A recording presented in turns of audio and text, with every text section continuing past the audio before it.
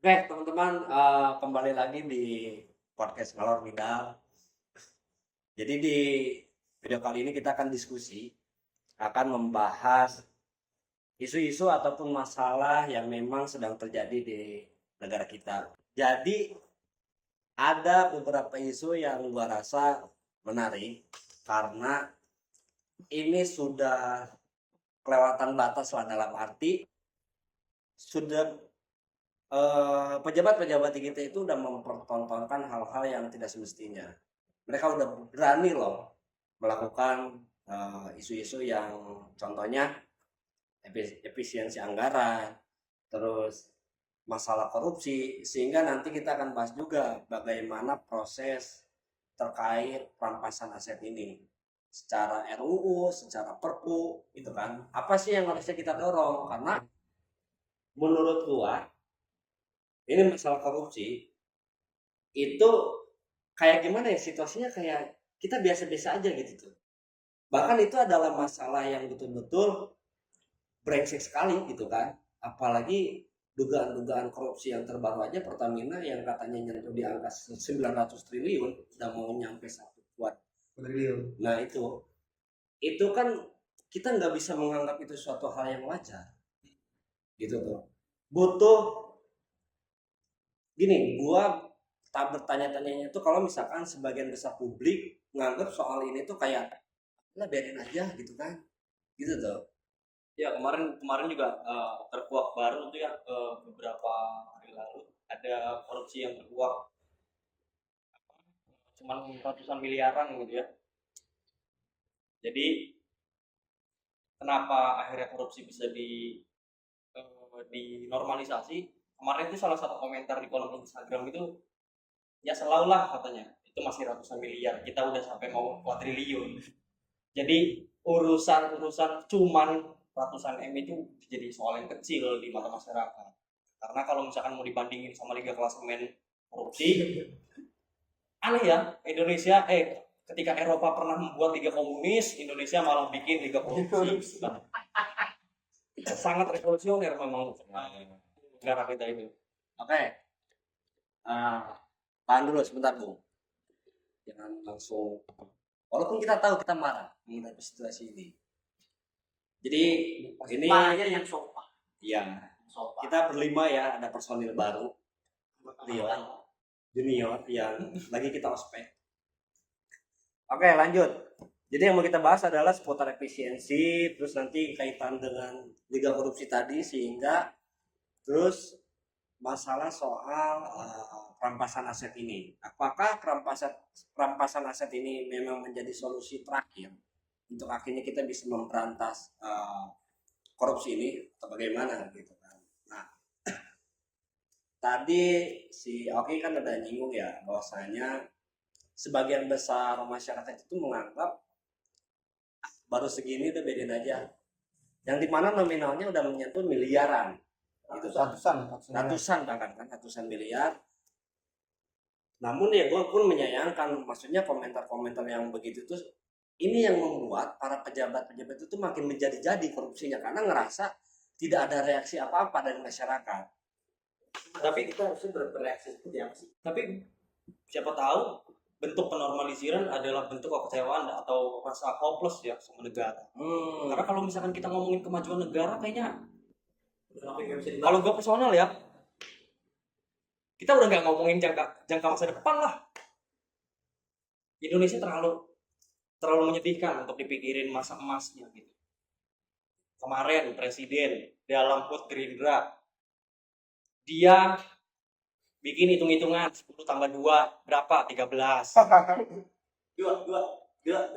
Dua tambah tiba-tiba ada cocok logi ya tanggal 2 kita dilantikin. Apa? Gua nggak ngerti gitu ya. Cocok logi kadal memang. Kader. Banyak pikiran politikus makan. Mengelola berapa ratus menteri sih? Benar. Menurutnya kan di klasemen liga korupsi itu ada berapa sih gue lupa? 1 sampai 10 kan? Masalah ya. Yang terbesar adalah Pertamina. Maksudnya timah. Sekarang naik nih Pertamina. Dulu itu 3 poin dulu. Pertamina Tandang. kandang-kandang yang menang ya. Jadi Tapi bro, maksud gue gini, gue memandang satu sisi pemerintahan sekarang lah yang berani membongkar kasus-kasus korupsi. Terus pendapat ya soal itu. setiap pemerintah juga ada kasus korupsi yang ditangkap. Ada juga mega korupsinya juga. Ada juga setiap Karena gini, kasus korupsi Pertamina ataupun Timah ini lama banget terjadinya, benar nggak sih? Di era kepemimpinan Jokowi ya. Nah, satu sisi ternyata pemerintahan Pak Prabowo hari ini berani membongkar itu semua, gitu tuh. Lu ngerti nggak maksud ngomong? iya gue paham lah. Maksud lu sebenarnya ada apa ini? Iya. Gitu kan. Terus dari dua Apakah memang akhirnya yang menjadi sorry nih ya, yang menjadi harapan masyarakat dalam memberantas korupsi ini akan terwujudkan di eranya Pak Prabowo? Karena kenapa? Kasus-kasusnya berani dibongkar dan berani kebongkar lah, gitu tuh. Apa mungkin kasus besar ini naik untuk melindungi kasus yang lebih besar? Itu juga ada dalam teori sosiologi, itu silahkan dibaca. Tapi bang kalau misalnya lu ngomong berani bongkar, berarti kan yang sebelumnya juga udah tahu bang kalau misalnya, cuman nggak berani aja berarti. Iya. Berani apa? Emang Nggak berani, harus? nggak tahu. Emang harus. Berarti pemerintah sebelum ini silent treatment. Iya. Silent treatment. Iya. Sifat baik. Mungkin ya, mungkin pemerintah sebelumnya Nggak harus. gak punya nyali kayaknya. Bukan nggak punya nyali, presidennya juga tiap ditanya kenapa nanya saya. Gitu jawabannya. Kita jauh dari era emas, bro. Tapi emang kalau gue mikirnya memang degradasi nilai di akademik inilah yang kemudian juga menopang apa ya, tindakan culas lainnya, salah satunya korupsi itu gitu. Kalau kan setidaknya kita bisa lihat lah di ranah akademik yang harusnya menjadi wadah yang paling jujur, karena lu bantah-bantahan kan di situ Ya. udah bisa dikasih pendingin lah, udah bisa didiemin, itu kan berarti nggak memungkinkan bahwa suatu saat nah wadahnya atau lingkup yang lebih besarnya kita ambil negara kan nggak ribet, itu mempraktekkan hal-hal kayak gitu tuh berarti nggak banget, Terang-terangan. gue secara terang-terangan banget. Jadi culas di akademik udah ada kayak gitu kan. Ya mungkin kadang Unila lah beberapa tahun lalu perkara suap penyuapan. Sedang akademik gitu. UII mampu untuk bersikap atas turunnya indeks demokrasi ya. Yang Tirta jangan ditanya lah, patah mana ngerti gitu. Soal demokrasi dia pun menganggap orang yang demo dia adalah preman. Freeman. Mungkin kalau Freeman oke lah ya. Benar. Ya, dibalik lagi ya. Ya. Apa korupsi tadi? Gimana ya, gue ngelihatnya apa ya? Maksudnya kan tim bangsa-bangsanya kan kita ini udah dibodohin, udah di apa ya, belum kalau gue sih belum ke tahap nginjak masyarakat ini masih ya tahap bawah lah Ya. dengan korupsi itu. Nah cuman gue nggak ngertinya itu adalah satu sisi reaksi masyarakat yang seakan-akan kondisi di kita itu masih baik-baik aja, ya kan? Makanya memang benar bahwasanya menunjukkan Indonesia gelap ini ya gelap. Ini ada beberapa anggaran yang digelapkan. Itu maksudnya. Iya. Lu maksudnya masih pantas gak sih kita disebut sebagai negara hukum, negara demokrasi, gitu. Ini udah benar-benar jauh banget, udah keterlaluan lah, ya kan? Apalagi posisinya memang lu sebagai pejabat udah ngelirik duit masyarakat, nah, gitu tuh. Nah cuman sekali lagi ya, gue sih udah nggak tahu lah, udah gak ngerti nih kalau misalkan korupsi ini terus makin ada. Mungkin tadi lu berpandangan bahwa kayaknya ada kasus besar yang lagi ditutupi sebenarnya. Nah, gua nggak tahu lah. Itu masih kemungkinan. Ini mah hipotesis. Ya, Tapi seringnya begitu. Silakan kalau emang nggak benar ya silakan dibuktikan. Hak 0, tidak berarti kan. Gitu. Ini hipotesis saja. Hano. Tapi tidak ada kasus yang disembunyikan. Silakan aja. Kalau yang nggak ada, gue percaya kok bahwa negara ini adalah negara yang paling jujur dan demokratis. Ya, dibandingkan Somalia. Lu coba rating, kasih penilaian dari 1 sampai 10 negara yang ada di dunia. Indonesia layak ada di negara urutan keberapa dengan korupsi terbesar? 11/100 lah. Oh bukan. Itu juga masih ketinggian. Ya. Masih terlalu bagus ya. Tapi kita nggak tahu sih, maksudnya negara-negara dengan indeks korup tertinggi itu juga ini sih, setahu gua memang ditinjau juga dari kesejahteraan ininya masyarakatnya gitu. Kayak misalkan gini, korup yang kelihatannya adem ayem tentram, bukan membuktikan bahwa mereka bukan negara korup, baik saja gitu. baik-baik aja gitu. Kalau kata Panji mah, diem tuh kadang bukan tenang, diem tuh kadang mencekak gitu kan. Gitu maksud gue. Indonesia bisa berisik setengah berisik karena masih ada pembungkaman gitu ya. Malu-malu aja sih demokrasinya Indonesia. Bener aja emang Penting. kalau Plato beberapa ribu tahun yang lalu masih lihat aja pernyataannya, nggak bisa negara-negara yang masyarakatnya masih, gue nggak tega lagi nyebut SDM, negara yang masih pendidikannya kurang ya, terus melaksanakan demokrasi one man vote. Itu makanya gue sih sepakat bahwa kita harus tegakkan aristokrasi ya, bahwa yang memimpin ataupun yang memilih itu harus orang yang kompeten. Masa orang jadi presma aja IPK-nya harus 3. Ini jadi Nah gitulah ya maksudnya. Bahlil juga jadi menteri. Gitu ya maksudnya. Iya kan jadi presma aja IPK-nya harus 3.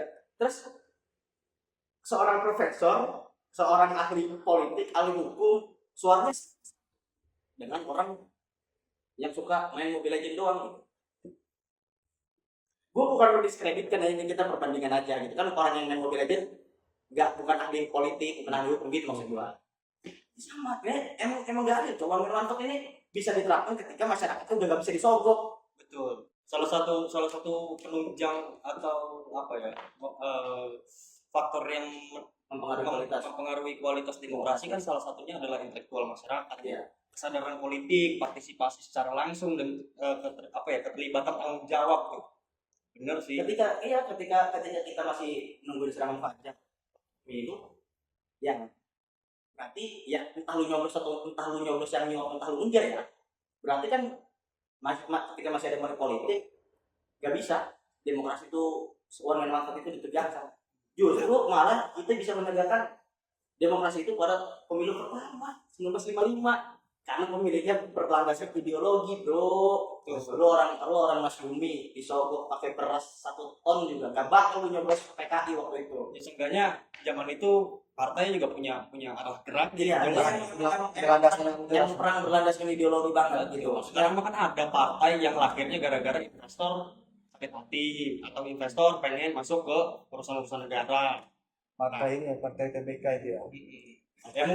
Ya mungkin sekarang ada partai yang akan menjadi super TBK yang nanti akan dimiliki oleh semua rakyat katanya. Salah satunya yang udah menerapkan itu rumornya sih PSI ya.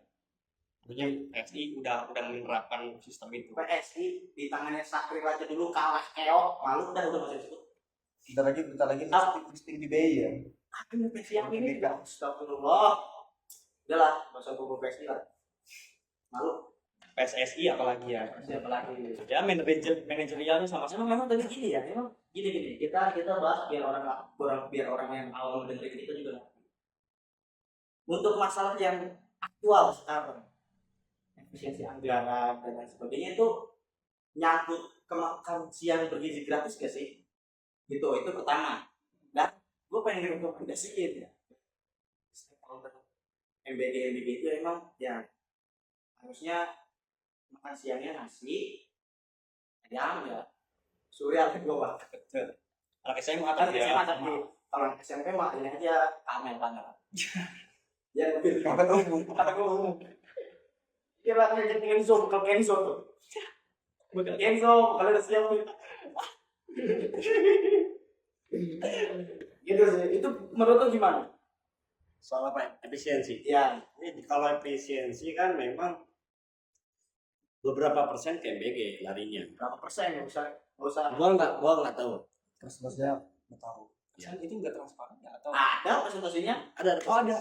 Gua lupa. Gua Tapi memang sebagian besar ada ke MBG, sebagian Bukan besar. sebagian besar. Kan antara ya. Dan Bukan antara. sebagian besar. Sebagian besar Besar. sebagian kecil kayak BG. Bukan sebagian. Kecil. Yang gua lihat kan kemarin, MBG itu cuma ada. Indonesia sibuk banget ya. Tiap minggu ada aja. Yang minggu ada itu kasus yang minggu nih, kayak isu. Antam sama sini. Nah, Antam udah keluar, Antam tuh ya. 100 ganton gitu. Iya, 100 gantung Antam kemarin. Kayak nggak ada angin, nggak ada hujan tuh, korupsi Pertamina tiba-tiba jebret gitu. Ya nggak ada isu dulu, nggak ada, tiba-tiba langsung ketangkap. Dari dua kasus gede nih yang megang Kejagung itu bukan KPK. Oh ya, emang Mahkamah Agung lagi Kejagung. overpower nih. Kejagung. Oh ya, Kejagung. Kejaksaan. Kejaksaan. Iya, rumah. Tapi nih kalau korupsi, soal korupsi Pertamina dan sebagainya, lu ngelihat Ahok kan, bagaimana dia teriak-teriak yang ditunggu lah. Gua pecat lu kalau Nanti tanggapan lu gimana? Apakah lu menaruh harapan nggak ke Ahok? Ahok berani ngebongkar semua seluk-beluk di Pertamina ini. Sedangkan kan dia mantan komisaris utama juga kan. Gitu. mungkin seburuk-buruknya politikus gitu ya. Gue masih naruh harapan sih kalau Ahok. Karena ngeliat track record di Jakarta juga galak. Tapi yang dua sebelumnya ya, kalau misalkan nanti Ahok ini beneran ngebongkar, pasti dia komen kemana? Lah sebelum ngebongkar aja dia udah digituin ngaco. Iya. Dia udah digituin. Gue bingung maksudnya itu tuh ya karena sudah ada fenomena buzzer sih ya, makanya gue skeptis ya sama dunia media sosial ini. Maksud gue dulu tuh sebelum ada tren buzzer, ya gue percaya gitu kalau itu tuh orang yang nulis itu. Tapi ketika ada buzzer nih, orang-orang kayak gitu tuh buzzer bukan sih gitu. Iya sama aja kayak mahasiswa gerak gitu. Apa ditanyanya kenapa perampasan aset? Iya. Ada gitu. Perampasan aset tanda tanya. Ya, Apa kabar perampasan aset? Lagi korup-korupnya nih. Nah ya, tadi lu nyinggung perampasan aset. Itu kan yang mungkin orang-orang yang komen itu kan dia menganggap seakan-akan kayaknya ini jalan terakhir. Akhirnya mau berantas dengan korupsi itu. Ya, Dengan perampasan aset ini. Karena koruptor kan nggak takut mati, mereka takut miskin. Ya. Nah cuman kan kalau kita dorongannya RUU, yang dimana kan itu harus lewat DPR. Cuman kemarin masuk prolegnas sih berarti. belum masuk. Harusnya Harusnya masuk. Tapi belum masuk makanya. Bakal masuk. Lu bandingin statement Prabowo yang bilang dia greget sama koruptor, bahkan nyindir. Alah ini di penjaranya 50 tahun. Dia sendiri kan yang ngomong Saking gregetnya kayak saking gregetnya. udahlah balikin aja duitnya nanti dimaafin gitu ya. Ah. Tapi kalau gua melihat gini, kalau misalkan Pak Prabowo akhirnya konsisten dia pengen memberantas korupsi. Kalau melihat RUU perampasan aset, peraturan aset soal perampasan aset ini adalah jalan terakhir. Kalau misalkan lu nunggu DPR lama, karena kalau kata Bang Pacuni keputusanmu juragan-juragan lewat bos-bos Korea kan, kenapa nggak dorong aja lu bikin perpu aja? Harusnya dia bikin perpu. Terus bikin perpu perampasan aset. Karena kalau DPR gak bakal ada yang order lah itu. Sama aja rancang senjata. Nah, gua sendiri sebagai orang awam ya, gua nggak ngerti perampasan aset. Ketika ada perampasan aset, orang yang berhak untuk merampas aset itu siapa? Lembaga ataupun Lembaga. Iya siapa? Yang punya otoritas penuh untuk merampas aset itu. Bisa KPK, Kejagung bisa, polisi juga bisa.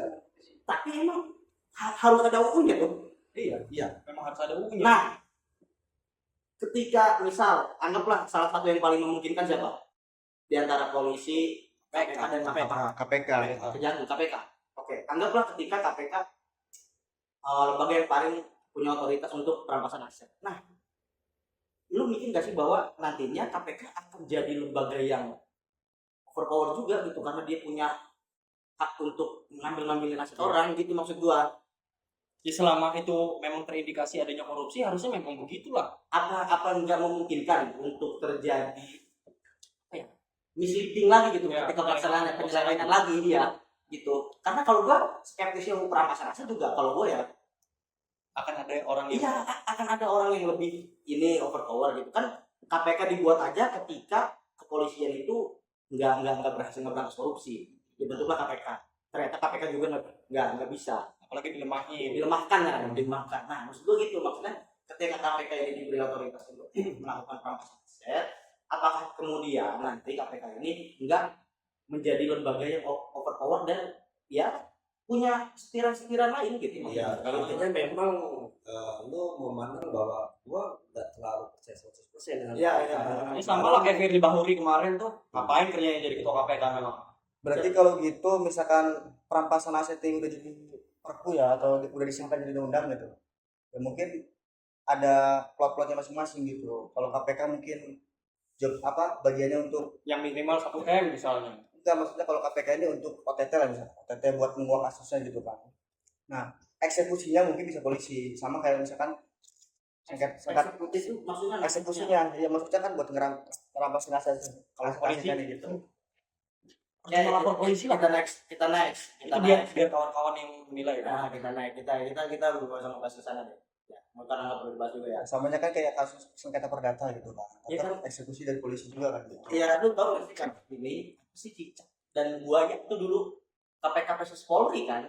Cicak buaya, lu udah lahir belum? Iya, jadinya kan supaya Iya tuh. itu kan di plot masing-masing itu supaya nggak ada ketimpangan kebijakan gitu, nggak ada yang Ketimbang kekuasaan juga ya. kekuasaan juga. Kalau kata gua mah memang harusnya dikasih perhatian ketika ada yang korupsi yang langsung menghukum itu rakyat. Jadi Gitu. jangan Viking lah. Iya, jadi ketika misalkan lu nyuri duit mak lu digesperin, Ini nah digesperin satu negara, terus lagi lebih solutif. Ayo itu dapat. Mungkin kalau lebih apa ya, lebih efisien itu kita pakai caranya Viking itu tadi. Jadi dia tuh jalan yang kanan kirinya dapetin. manusia nih. Iya. Dia itu misalkan nyolong kol, jalan di tengah, ada yang lempar batu, ada yang lempar bata. Ya begitu harus memang dia kebalik lah. Dirajam. Iya. Iya. Karena memang sampai sebenarnya kalau misalkan kita baca-baca buku lagi emang ternyata anarkisme tidak terlalu buruk untuk melihat utopia dari sisi lain. Ada kondisi negara seperti ini, oh ternyata masih masuk akal anarkisme. Indonesia itu tempat yang ideal sih sebenarnya. Kenapa? Ini buat ekosistem anarkisme ini. Anarkisme kan dianggap sebagai ideologi yang nggak mungkin, utopis banget, karena dia dimentok tuh di kiri banget kan. Ternyata kalau gue berpikir anarkisme masih bisa diterapkan dibanding menghilangkan korupsi di Indonesia. Bahkan sebagian masyarakat pun udah mengatakan kayak contoh nih, mereka yang tidak percaya kepolisian kan, udah serahin aja patrolinya ke rakyat. Apanya? Patrolinya terus Jangan kedamkar dulu.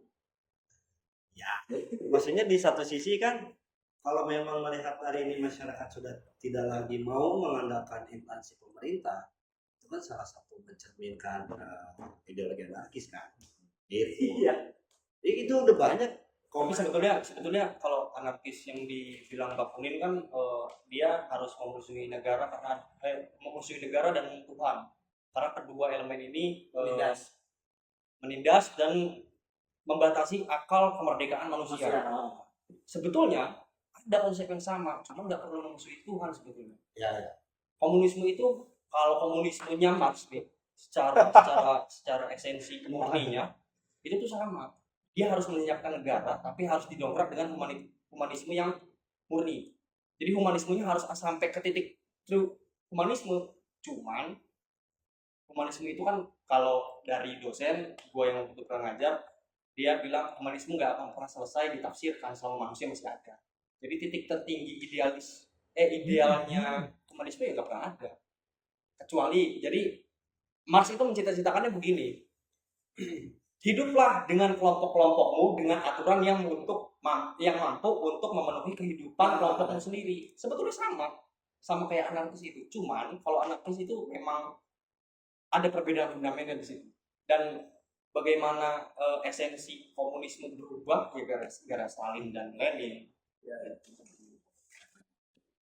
Iya benar. Jadi menuju semuanya sosialisme adalah gerbang. Kita berharap kepada nenenisme. Iya, Nenenisme. itu lopor. Marx lupa dia naruh di Das Kapital. Bro, dia udah bukan lagi level mengkritik pemerintah. Tapi ini ya pemikiran bahwa nenenisme itu kritik pada kaum feminis yang bacot doang aja yang enggak. Ya itu dia. Manifestasi feminis yang paling sejati adalah neneng. Memang adalah manifestasi feminisme. Dia turun ke rakyat, berbaur, bertani untuk kepentingan. Iya, jadi nggak cuma ngomongin kesetaraan kerja, gender, nggak ada. Neneng itu bicara tentang bagaimana dia melawan sistem tanpa melihat gender. Itu feminis. Feminis Indonesia kan sekarang ngelawan laki-laki lagi. Iya. Berarti kan salah arah.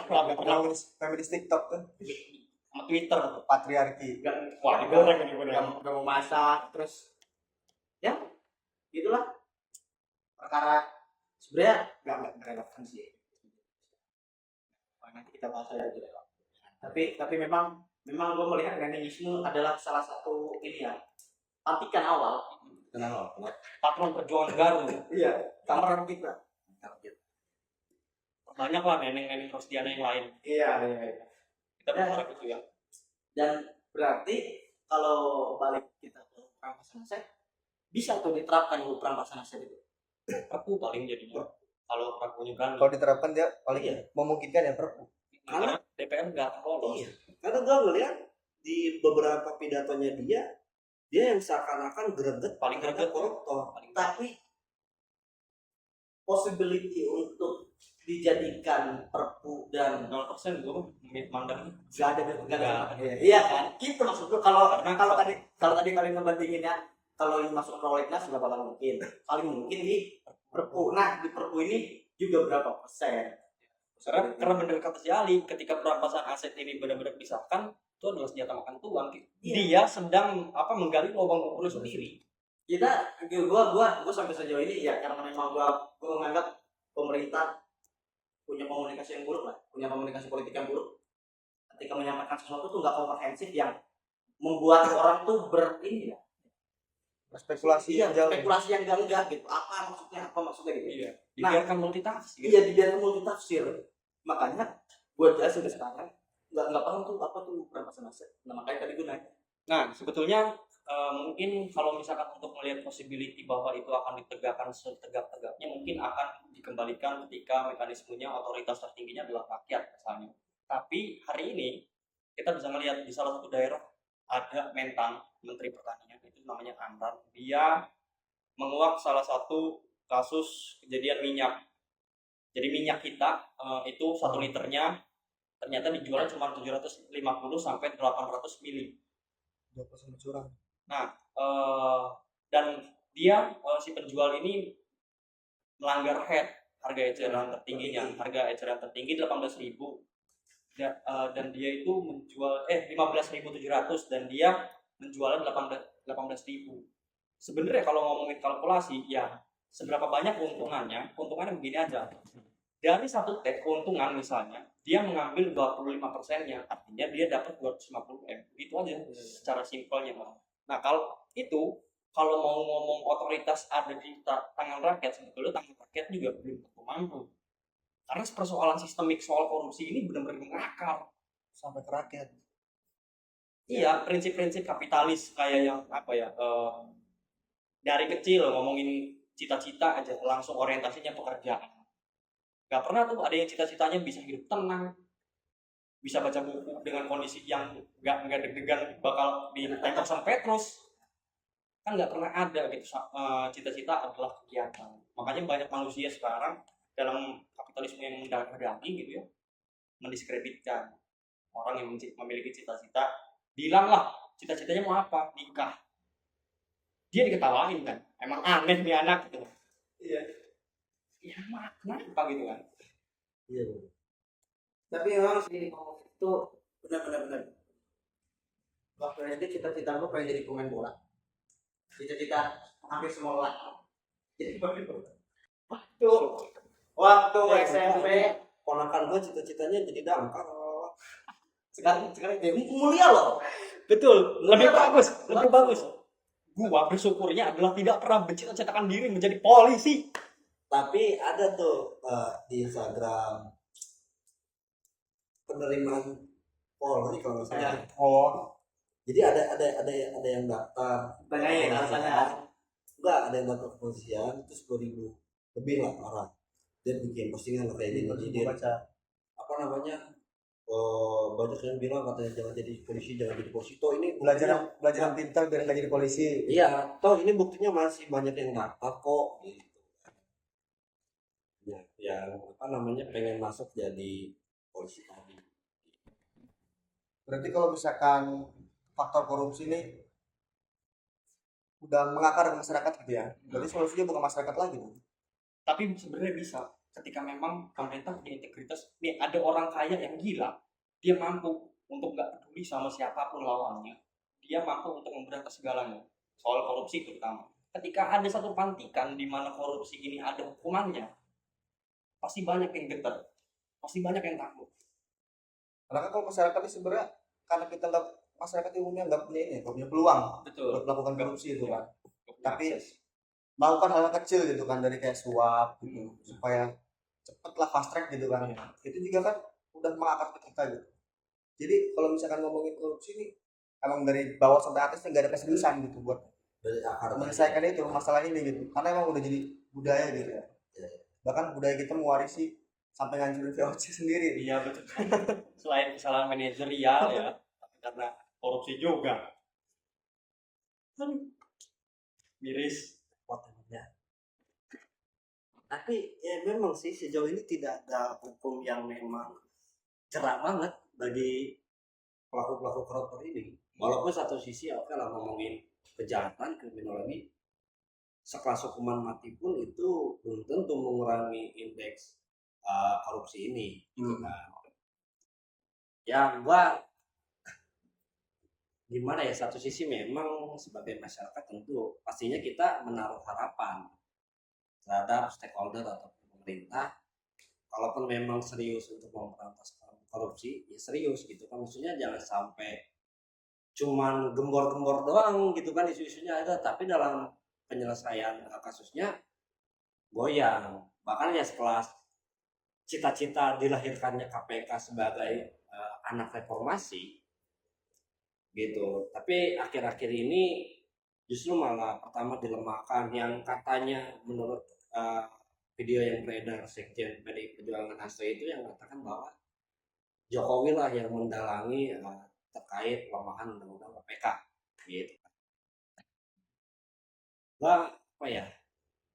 Sebenarnya kita harus mendorong satu, KPK memang harus independen sih, tapi yang dilihat hari ini adalah KPK ada founding yang menyetir alat ini semua. Sebetulnya kalau gue ya, kalau lo mungkin punya harapan di episode sebelumnya juga, mungkin gue punya harapan sama negara, tapi kayaknya salah gue menaruh harapan ke mereka itu. Pemilu itu nggak melahirkan harapan, demokrasi itu nggak melahirkan harapan. Jadi karena demokrasi itu, kalau Prabowo mungkin ketika dia mendengar podcast ini, mungkin dia akan menyindir kita lewat konferensi pers yang lain atau Gerindra misalnya atau apapun itu, dengan ada orang pinter yang nyebut kenapa enggak ini enggak gitu. Dia tuh selalu nyindir orang yang enggak sepaham dengan dia dengan sebutan orang pinter. Jadi ya semoga aja kita memang bisa menjadi lebih pintar gitu ya. Karena percaya ke negara itu selama elitnya belum diberantas mau ngapain juga. Jadi gua mungkin upayanya adalah yang pertama membenci negara dan pemerintahan, dan yang kedua adalah melakukan ideologisasi ke tongkrongan. Faklah negara. Emang hancur aja, udah kolaps aja lah Indonesia ini. Bicara nasionalisme, gue juga punya kecintaan terhadap negara. Cuman gue cinta sama negaranya. Tapi ketika ngelihat mekanisme perintah mengelola negara, dia tidak mampu. Kalau gue sih dengan keyakinan gue yang Islam ya, era kekhalifahan itu bukan masalah rakyat. Ketika rakyat bodoh itu apa? Itu Masalah negara. Umar bin Khattab aja pernah rela nahan lapar gara-gara memastikan rakyatnya makan semua. Ya berarti urusan kemiskinan ya memang urusan negara lah. Orang kejahatan yang terstruktur kok. Kenapa nyalahin rakyat? Pada malas, pada ini, pada itu. Bingung negara Indonesia ini. Sekarang kalau masih hidup gimana ya di Indonesia ini bisa? Ya pasti kalau sekarang masih hidup pasti lagi nari sih, lagi nari sama istri-istrinya yang lain.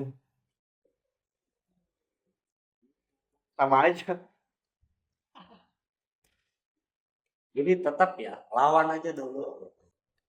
Ketimbang kabur aja dulu, karena kita nggak punya ongkos masalahnya. Betul kalau kita punya ongkos juga kayaknya kabur juga gitu. Ya terserah lah mau nguntungin siapa. Tapi yang gue tahu mah itu akan menguntungkan akal dan pikiran gua. Menyelamatkan kewarasan dari Indonesia yang gak waras, gila. Perkara mau bikin SIM harus. Jadi, gue pernah ngobrol sama temen gue yang polisi. Dia sampai ngomong begini, ngapain sih lo nih demo-demo, lo nanti mau bikin SIM juga butuh sama kita juga. Setan, kalau gue nggak butuh itu, gue nggak bakal ke lo. Ya enggak, lagian kita nggak butuh itu sebenarnya, peraturan yang bikin kita butuh itu. Nah iya, kalau kondisinya kita bisa terlepas dari itu, Iya. ya kita juga gak akan milih itu. Iya. Ya bukti konkretnya adalah kabur aja dulu. Ketika dia pindah ke luar negeri untuk tinggal di sana, nggak ada undang-undang yang melarang bahwa masyarakatnya harus tinggal tetap di Indonesia dan dilarang untuk keluar. Ya, kayak begitu, itu nggak terikat tuh. Tapi nggak bisa sih kabur aja dulu.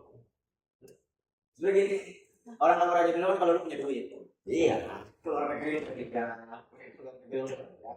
kalau duitnya yang nggak punya tuh lontang lantung. Udah menikmati aja. Iya, emang satu-satunya solusi yang paling efektif adalah menjadi stoa. Baca filosofi teras sambil ngangguk, Coffee shop. iya di coffee shop sambil mengerikitkan jamu. Itu udah puncak tertinggi lah. Iya, pakai aja sih stoa itu kan. Maksudnya biar rakyat Indonesia juga nerimo umpan hidup. Iya, gua kecewanya sama pembaca stoa gitu.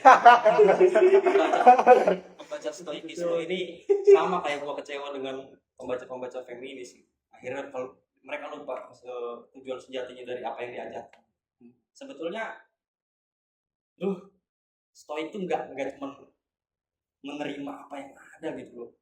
Kalau kayak begitu ya agenda revolusi juga terhambat. Bagaimana kita bisa membiarkan kezaliman terjadi gitu? Berarti variabelnya nambah nih ya pengamat revolusi ya. Variabelnya nambah. Orang-orang membaca stoa. Udah baca stoa. Iya. Dan mereka protes gitu ketika ada orang yang marah sama kebijakan negara. Padahal mereka juga terdampak. Apain sih, udahlah terima aja, yang bisa kita pikirkan, yang bisa kita kontrol adalah pikiran kita, bukan reaksi orang. Ya setan lu. Ya kenapa lo marah-marah sama reaksi orang yang marah-marah ke negara, kampret? Lo adalah kontradiktif yang nyata. Antara perilaku dan pikiran. Itu emang Pramudia tuh konkret, adil sejak dalam pikiran tuh memang harus. Iya, betul. Menyebalkan pembaca stoik, fuck you lah. Berarti dari semua fenomena yang ada nih, dulu kan para pendahulu kita nih nyari ya budaya Indonesia ini sebenarnya arahnya kemana gitu. Akhirnya kita dijawab budaya kita tuh sebenarnya korupsi. Tuh. Sebenarnya kita bersikap lah ya. Padahal Lekra dalam kongres pertama yang kami lalu nggak pernah tuh ngomong budaya kita adalah korupsi, kan? Lekra waktu kongres pertama kebudayaan bilang bahwa budaya kita harus berdasarkan dan ini korupsi kan bukan rakyat, walaupun sekarang banyak. Cuma ya mending nggak mending sih kan kalau zaman Soeharto orde baru korupsinya cuma di atas, nggak nyampe ke bawah. Karena aksesnya ditahan di atas. Aksesnya di atas. Ya kalau kata kutipan temen gue mah, Indonesia dicerdaskan oleh Ki Hajar Dewantara, dibodohkan dengan Ki Hajar Dewantara. Hajar dan Antara. Apa sih kata-kata? Ingarso sung korupsi, ing madya mamun dinasti, tuturi efisiensi. Iya kan? Gerung dia. Jadi cita-cita Ki Hajar Dewantara itu diubah sama orang-orang sekarang. Gitu. Atau mungkin kalau misalkan dari semua solusi ini harusnya dari atas, dari sistem pemerintahnya, sistem politiknya lah, diterapkan tuh pakai tunggal. Pakai tunggal. Seperti tadi Biar biar menjamin tuh integritasnya pejabatnya. Ya salah satu apa ya, salah satu gambaran bagaimana partai tunggal bekerja kan adalah Orba kan, salah satunya ya, walaupun ternyata di sana partai itu apa, partainya ada 3 gitu ya, tapi yang berjaya ya partai tunggal. Jadi di zaman Orba tuh keluarga dan Golkar. Betul. Golkar adalah apa sih? Gue pernah deket tuh. Golkar yang dipartaikan. Pernah nggak lu dengar? Keluarga yang dipartaikan. Keluarga yang dipartaikan apa gitu? Soalnya waktu itu mah di zaman era Orde Baru kan, PNS juga yang nggak milih Orde kan akan dipecat. Gitu dulu. Sebenarnya ya Ada indikasi di sana. Ada indikasi di sana. Akhir-akhir ini. Ya kan? Ada koalisi abadi itu kan sebenarnya upayanya partainya tunggal. Cuma malu-malu aja. Bingung ideologinya kemana harus arahnya. Ya, ada wacana Kim Plus itu kemana? gue sebenarnya menunggu sih kemarahan rakyat ini benar-benar membludak dan meledak, karena apa ya gue pengen lihat gitu gimana caranya rakyat mampu ngejitak lah bahasanya, ngejitak nih pemerintah bangsat ini supaya mereka mampu tahu diri kalau mereka itu bukan siapa-siapa. Oke. Itulah. Ini udah panjang banget kan diskusinya. Beneran ngalur ngidal. Ya, udah sejam lebih. Benar-benar ngalor ngidal dari ya dimulai dari pembahasan si admin, tiga korupsi, efisiensi, gerakan anarkisme dan sebagainya. Tapi nanti mungkin kita akan bahas lebih lanjut aja untuk detail-detail lebih mendalam aja spesifik. Mungkin hari ini kita lebih ke general aja, di mana mempertanyakan kondisi, mempertanyakan barang perampasan aset ini produknya sudah sampai mana gitu kan. Jadi itu karena tadi kita masih hampir sebagian besar publik menilai bahwa masih menormalisasi terhadap adanya korupsi di kita ini, bahkan sampai dibikin liga kan, liga korupsi kan itu udah keterlaluan banget. Gimana banget gitu, maksudnya Indonesia gelap ini benar-benar gelap. Nah tadi ada anggaran-anggaran yang digelapkan akhirnya gitu. Cuma kalau menurut gua kalau sudah nyampe 1 kuadriliun itu udah bukan gelap lagi bro.